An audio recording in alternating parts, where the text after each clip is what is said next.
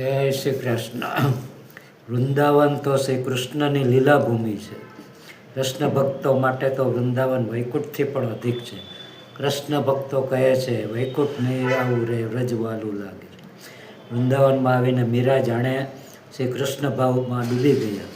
જલ વિના તરસી તરફડતી માટલી જાણે સાગરમાં આવી ગઈ.